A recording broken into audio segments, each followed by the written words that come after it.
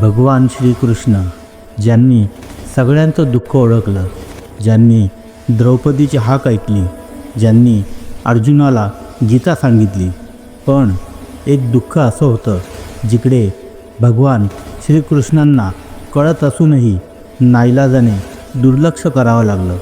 ते दुःख होतं त्यांच्या बहिणीचं, सुभद्रेचं. आणि त्या दुःखाच्या मध्यभागी होता अभिमन्यू. अभिमन्यू कोण होता? पुराणांमध्ये एक कथा सांगितली जाते. अभिमन्यू हा साधा बालक नव्हता, तो होता चंद्रदेवांचा पुत्र वर्चस. देव आणि असुरांच्या संघर्षात देवतांना एक योद्धा हवा होता, जो पृथ्वीवर जन्म घेईल आणि महाभारताच्या युद्धात धर्माच्या बाजूने लढेल. देवतांनी चंद्रदेवाने विनंती केली, तुमचा पुत्र काही काळ पृथ्वीवर पाठवा. पण चंद्रदेव तयार नव्हते, कारण पुत्र गमावण्याचं दुःख देवांनाही होतंच. तेव्हा भगवान विष्णूंनी वचन दिलं, तुमचा पुत्र फार काळ पृथ्वीवर राहणार नाही. युद्धात त्याचे कर्तव्य पूर्ण होताच तो पुन्हा तुमच्याकडे परत येईल. आणि त्या दैवी वचनानुसार वर्चसचा जन्म झाला, सुभद्रेच्या पोटी अभिमन्यू म्हणून. आईच्या पोटातच योद्धा बनलेला मुलगा. सुभद्रा गर्भवती होती तेव्हा भगवान श्रीकृष्ण आपली बहीण सुभद्रेला घेऊन द्वारकेला निघाले होते. रात्र झाली होती. वाटेत घनदाट जंगल लागलं होतं. त्या शांततेत सुभद्रेने विचारलं, भाऊ, चक्रव्यूह म्हणजे काय? भगवान श्रीकृष्ण चक्रव्यूह फोडण्याचे ज्ञान सुभद्रेला सांगू लागले.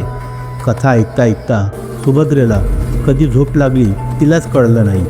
पण त्या क्षणी तिच्या गर्भातील बाळ त्या शब्दांना मूक हुंकार देत होतं. भगवान श्रीकृष्णांनी मागे वळून पाहिले. सुभद्रा झोपली होती. सुभद्रेला झोप लागल्याचे पाहून भगवान श्रीकृष्णांनी चक्रव्यूहाची माहिती सांगणे बंद केलं. चक्रव्यूह कसं फोडायचं येथपर्यंतच माहिती सांगून झाली होती.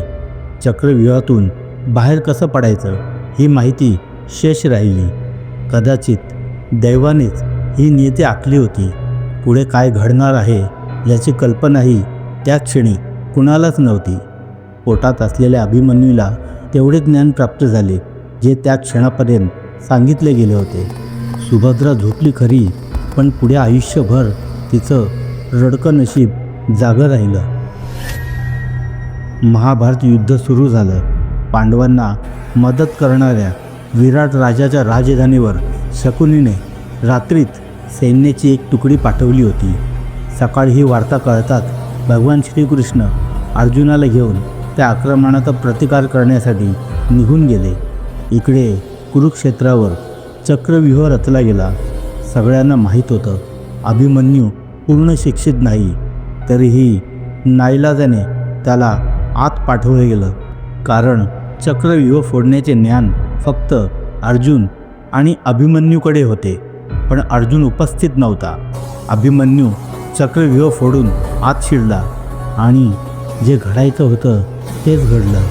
कारण युद्धात कधीकधी परिस्थितीच निर्णय घेते. चक्रव्यूहात अडकलेल्या अभिमन्यूवर 7 महारथी एकत्र तुटून पडले. युद्धाचे सगळे नियम मोडले गेले आणि अभिमन्यू मारला गेला, तेही अन्यायाने. सुभद्रा रडली नाही, कोसळली नाही. ती फक्त शांत झाली आणि तोच शांतपणा ती उराशी बाळगून आतल्या आत रडत राहिली, कुंतत राहिली. पण आपलं दुःख कधीच कुणासमोर व्यक्त केले नाही. श्रीकृष्णांना दैवी लीलेचं गणित माहीत होतं, पण आईचं मन त्या गणितात कुठेच बसत नव्हतं. लीला पूर्ण झाली होती, पण सुभद्रेचं आयुष्य उद्ध्वस्त झालं होतं. पुत्र परत गेला, पण आई इथेच राहिली. अभिमन्यू आपल्या पूर्वजन्माच्या पित्याकडे परत गेला, पण सुभद्रा ती हस्तिनापुरातच राहिली. अभिमन्यूचा मुलगा परीक्षिताला वाढवलं, पण आतून दररोज मरत राहिली. बाळ परीक्षित हसला की तिला त्यात अभिमन्यू दिसायचा. परीक्षितच्या हसण्याने तिला आनंद तर व्हायचा, पण त्याच्या हसऱ्या गोजीरवाणे चेहऱ्याकडे पाहून अभिमन्यूची आठवण यायची. अभिमन्यूच्या आठवणीचे शल्य कायम तिच्या हृदयाला टोचत राहिलं. भगवान श्रीकृष्ण चुकीचे नव्हते, पण आईचं दुःख दैवी गणितात बसत नाही. अभिमन्यू देवांसाठी कर्तव्य होता, पण सुभद्रेसाठी तो तिचं संपूर्ण आयुष्य होता. आणि म्हणूनच देव जिंकले, पण एक आई हरली. जर तुम्ही आई असाल तर तुम्हाला ही कथा समजावून सांगायची गरज नाही, कारण आईचं दुःख देवांनाही समजत नाही.